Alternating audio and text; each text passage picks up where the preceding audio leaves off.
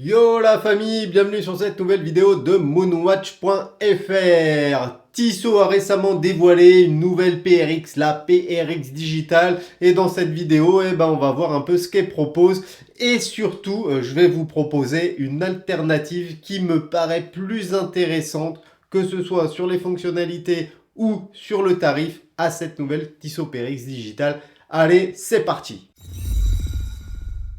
Donc la famille, nous voilà sur le site officiel de Tissot où on découvre cette Tissot PRX Digital. Donc clairement, on retrouve un ADN ultra spécifique aux montres électroniques des années fin 70, début 80. Et je dois dire que j'aime bien. Par contre, il y a quelques petits trucs qui me chagrinent un peu, on va le voir ensemble. Donc déjà, le premier truc qu'on peut voir, c'est qu'il réutilise la boîte, la carrure de la PRX et un affichage d'un de leurs anciens modèles. Vous avez plus d'infos dans l'article de moonwatch.fr, la famille. Sur la conception, donc on retrouve quelque chose quand même de relativement similaire à la PRX à quartz ou à la PRX automatique que l'on connaît. Les specs de la montre, c'est simple, c'est une montre qui va être disponible dans deux tailles, je crois, 35 mm et 40 mm. La montre fait environ 11 mm d'épaisseur, donc on est quand même sur une montre assez épaisse pour une montre électronique avec des fonctions relativement basiques. Là, de ce côté-là, j'ai une petite déception. J'aurais bien aimé, moi, que Tissot fasse un effort pour la proposer avec une épaisseur moindre, peut-être sous les 10 mm, comme c'est le faire la concurrence, on le verra après.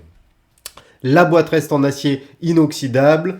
On a une entrecorne spéciale puisque c'est un bracelet intégré. Alors je vous avais fait le test de la Tissot PRX automatique et clairement la montre m'avait pas du tout impressionné, contrairement à la vibe générale. Le bracelet je l'ai trouvé ultra cheap, le boîtier je l'ai trouvé relativement haut. Alors sur la version auto, la version à quartz c'était plus fine quand même.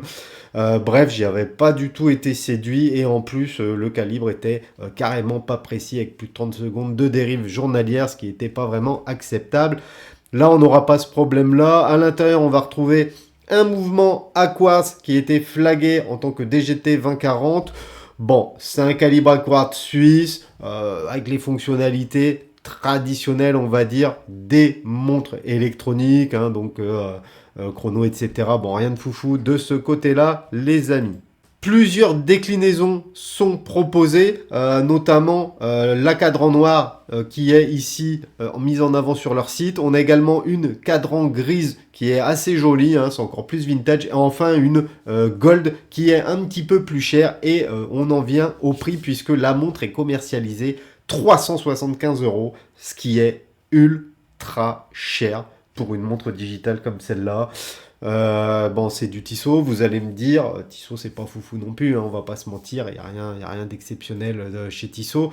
Je trouve ça un petit peu cher quand même, clairement, et du coup c'est ce qui fait que je la prendrai pas, parce que esthétiquement elle me plaît pas mal, si ce n'est l'épaisseur, les fonctionnalités c'est le genre de truc que j'utilise, mais elles sont chères et encore plus la dorée qui est quasiment à 450 €. Donc voilà, Tissot surfe sur cette vibe de la PRX, ça a cartonné avec la quartz, ça a recartonné avec l'automatique. J'ai de gros doutes sur le fait que ça va recartonner avec la digitale parce qu'elle est quand même chère et je pense que ça va poser un frein, d'autant plus qu'il existe de nombreuses alternatives sur ce segment des montres électroniques digitales. Et justement, en parlant d'alternatives, la famille, on a fait une petite liste avec les potes du Discord et il y a un modèle finalement qui est relativement plaisant, c'est cette Casio, donc cette Casio qui porte la référence A171WE. C'est une montre qui en termes de fonctionnalité va proposer la même chose que la Tissot. Et en plus, on va avoir un certain nombre de critères qui jouent en sa faveur. Le premier étant son tarif, puisque c'est une montre que l'on peut trouver à 39 € sur Amazon. Je vous mets le lien dans la description, bien entendu, la famille. 39 balles. On est 10 fois moins cher que la Tissot PRX, à fonctionnalité équivalente, à qualité quasiment équivalente aussi, je pense, voire même mieux sur la Casio, je pense. Je possède de nombreuses Casio qui coûtent moins de 50 balles. Et en vrai, je trouve que l'acier est d'aussi bonne qualité que celui qui m'était filé avec la PRX. Et en plus, le bracelet de la PRX automatique que j'avais eu, franchement, il cassait pas trois pattes à un canard. Alors que le bracelet de ma Casio Royal, hein, qui m'a coûté autour des 40 balles pareil, bah lui, il est nickel, sans défaut. Donc là, une Casio, bonne alternative, 10 fois moins cher la famille. Et franchement, elle a une bonne petite gueule.